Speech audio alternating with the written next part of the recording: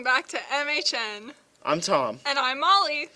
First, we'd like to start off with a big thank you to the PTO for hosting the staff and faculty dinner. Students, remember that school starts at 7:45. You need to be in your A block class or whichever one you have first that day by 7:45. Make sure to listen to the announcements because clubs and activities are going underway. Make sure to sign up for a cappella. And now to Caitlin with Fright Night. Hi, my name's Caitlin, and I'm the host of this all-new segment called Fright Night. Unfortunately, Mr. Ogden lost the footage for our entire first episode, so we're going to be refilming it, but we will be back soon. So if you're a fan of scary movies, scary experiences, and all things creepy and crawly, stay tuned because Fright Night is coming to MHN soon. And now to Josh and Kyle with sports. I'm Kyle Monahan. And I'm Josh Dunellis. And this is Season 4 of MHN Sports. Maynard football played Uxbridge this Saturday, beating them 27-0. Tommy Smith had 2 touchdowns, and Peter Jordan and Johnny Sforza both had 1. Their next game will be against Quabbin at home at 7 o'clock. On Monday at 3:30, the boys varsity soccer team plays against Neshoba at Neshoba Regional High School. For varsity girls, at 4, they play against Douglas at Alumni Field. At 7, the field hockey team plays against Littleton at Littleton Middle School. On Tuesday, boys varsity golf plays against Littleton at Groton Country Club. On Wednesday, girls field hockey plays at 4 against Tingsboro at Maynard. On Thursday, the boys varsity soccer team plays at 4 against Bromfield at Bromfield High School. The girls also play at 4 against Bromfield at Alumni.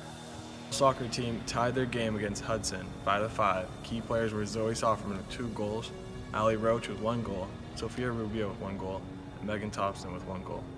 Boys soccer team, though, won their game 3-1 against Aspet Valley. The key players were Liam Caldecott with 2 goals and 1 goal from Tommy Fitz. The girls field hockey lost their first game 4-0 versus Bromfield, but they redeemed themselves on Friday with a 2-0 win against Aspet Valley. The girls field hockey team lost to Bromfield for their first game of the season 4-0, but they played great on defense their next game on Friday, beating Aspet Valley 2-0. Golf won their first match 40-14. Their second match was ended early due to rain. Cross country won their first meet this week, and girls cross country stopped due to the rain. Thank you for watching MHN Sports. Now back to the studio. Let's go to Tommy for Photo of the Week.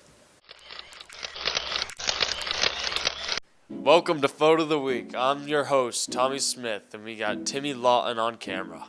We're here to bring you the best photos of all the Maynard High students. Our first submission is by Vincent Chen. It's a picture of beautiful, vibrant lights hanging from a ceiling in the Bahamas. The second submission, also by Vincent Chen, but taken by Jordan Cedeno, is a picture of an extravagant orange sunset. The subject in the bottom right corner is enjoying the natural tranquility of our Earth. And our third and last submission, submitted by Seth Ordaway, has a luminous blue background in direct contrast with the black rocks in the foreground. Thanks for tuning in to Photo of the Week. Make sure to submit your photos. And now back to the studio. And Now to Hype City! Counting double-digit thousands.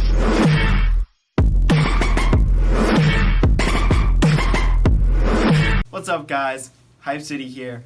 Coming next week, we got the hottest albums you've ever seen, so much drama in the hype world, and, of course, me as your host. I'll see you next week in production, Hype City's first episode of the 2018-2019 year. Let's get it! And now to Max with politics.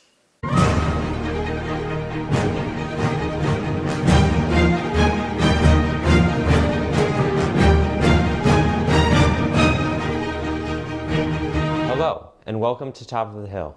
I'm your host, Max Ludwig, and I'll be covering all political events for MHN TV. Our first story of this year is the New York Times opinion piece by an anonymous White House official in the Trump administration.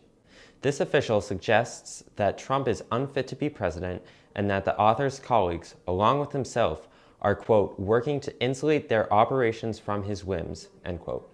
This author continues their criticism of Trump, saying that, quote, he engages in repetitive rants and his impulsiveness results in half-baked, ill-informed, and occasionally reckless decisions that have to be walked back, and that his erratic behavior would be concerning if it weren't for the unsung heroes in and around the White House, end quote.